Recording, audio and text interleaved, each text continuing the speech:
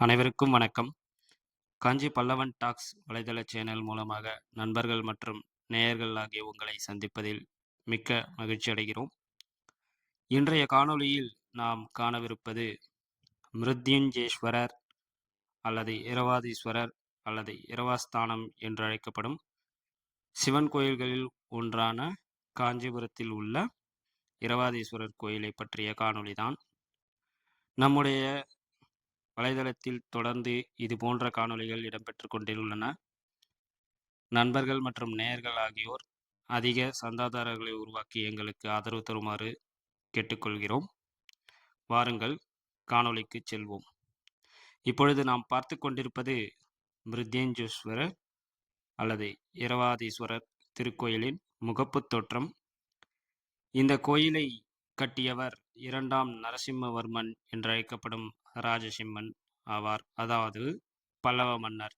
ஆம், இவர்தான் கைலாசநாதர் கோயிலை கட்டினவர் என்பதும் குறிப்பிடத்தக்கது. இந்த கோயிலின் முகப்பானது கிழக்கு திசை பார்த்த மாதிரி அமைக்கப்பட்டுள்ளது. அதாவது பிரவாதீஸ்வரர் கோயிலின் முகப்பு மேற்கு திசை பார்த்தவாறும், இந்த கோயில் இரவாதீஸ்வரன் கோயில் கிழக்கு திசை பார்த்தவாறும் எதிரெதிர் திசையிலேயே அமைந்துள்ளன. இது ஒரு தனி சிறப்பாகும். இந்த கோயிலின் கருவறை, அதன் முன் அர்த்த மண்டபம், மகா மண்டபம், பின் 3 சுவர்களிலும் ஓவியங்கள் பொறிக்கப்பட்டுள்ளது. மிக அழகாக இருக்கிறது, பாருங்கள். இப்பொழுது நாம் பார்த்து கொண்டிருப்பது கோயிலின் தென் திசையில் உள்ள சுவரில் காணப்படும் சிற்பங்கள். அதாவது தட்சிணாமூர்த்தி தனது பரிவாரங்களுடன் உள்ள சிற்ப வேலைப்பாடுகள் இங்கே வடிக்கப்பட்டுள்ளன. அதைத் தொடர்ந்து கோயிலின் ஒவ்வொரு பகுதியாக காண்பிக்கிறேன். இப்பொழுது நாம் பார்ப்பது சிங்கமுக யாளி. கைலாசநாதர் கோயில் மற்றும் மாமல்லபுரத்தில் யாழித்தூண்களின் தலைக்கு மேல் சிற்பங்கள், அதாவது விமானம் இருக்கும். இவை யாழித்தூண்கள் பாய்வது போல் இங்கே சிற்ப வேலைப்பாடுகள் உள்ளன. அதாவது அவற்றிற்கு மேம்பட்ட வடிவத்தில் யாழித்தூண்களை இங்கே பொறித்துள்ளனர். ஒவ்வொரு பக்க சுவற்றிலும் 2 பக்கம் யாழித்தூண்கள், அதன் நடுவே பாலகர்கள், அதன் நடுவே இறைவனின் சிற்ப வேலைப்பாடுகள் காண்பிக்கப்பட்டுள்ளன. இங்கே இடதுபுறத்தில் சிறிய விநாயகர் கோயிலும் வலதுபுறத்தில் முருகர் கோயிலும் அமைக்கப்பட்டுள்ளது. இப்பொழுது நாம் கோயிலின் பின்பக்க சுவற்றில் பார்த்து கொண்டிருப்பது கஜசம்ஹார மூர்த்தி, விருச்சிக கர்ணம் எனும் தரிசனம், ஆடவல்லான் தரிசனம். 2 பக்கங்களிலும் கொம்புகளிலும் காட்சியளிக்கும் துவாரக பாலகர்கள். எவ்வளவு சிற்பங்கள் அழகாக இங்கே வடிவமைக்கப்பட்டு மிகுந்த அருமையான காட்சியை தருகின்றன. இவை காண்போருக்கு மனதை மகிழ்ச்சியையும் உற்சாகத்தையும் சிற்ப வேலைப்பாடுகளின் நுணுக்கத்தையும் அறியச் செய்கின்றன.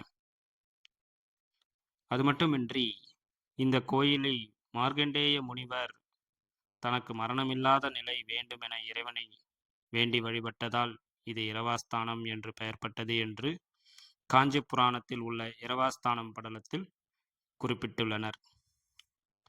ஒவ்வொரு சிற்ப வேலைப்பாடுகளையும் நான் உங்களுக்கு பெரிதுபடுத்தி காண்பிக்கிறேன், பொறுமையாக பாருங்கள். ஆடவல்லான் தரிசனம், விருச்சிக கர்ண தரிசனம், கஜமுக மூர்த்தி தரிசனம்.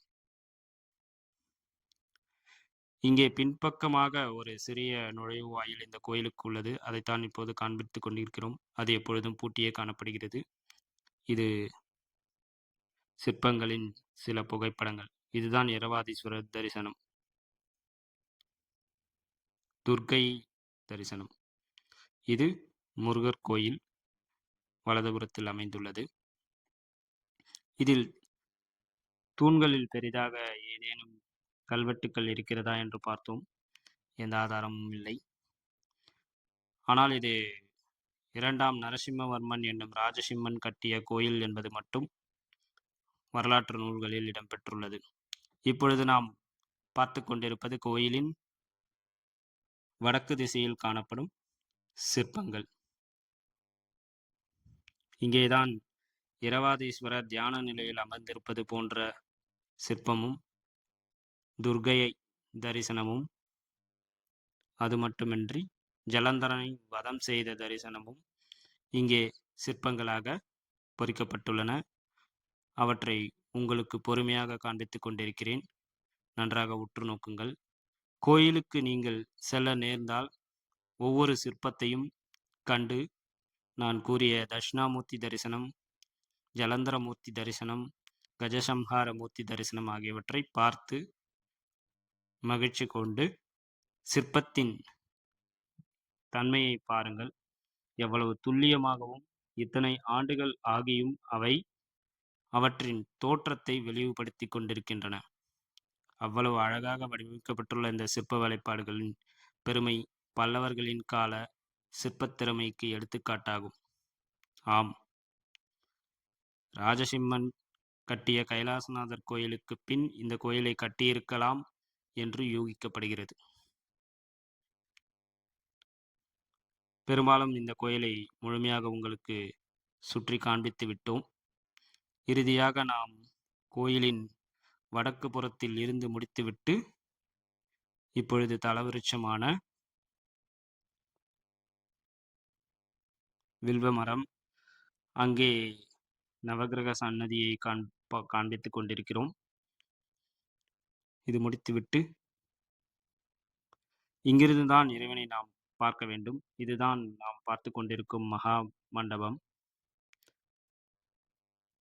இந்த கோயிலில் சில நேரங்களில் சிவராத்திரி அல்லது பிரதோஷ நாட்களில் திறக்கப்படும் என்று கூறுகின்றனர். இங்கிருப்பவர்கள் யாரேனும் கோயில் திறந்திருக்கும் நேரம் இருந்தால் சென்று நாம் கூறிய அனைத்து செய்திகளையும் பார்த்து இறைவனை தரிசித்து இரவாத வரம் வேண்டி பெற்று வாருங்கள். நோய் நொடியின்றி மகிழ்ச்சியோடு வாழ இறைவன் அருள் புரிவார்.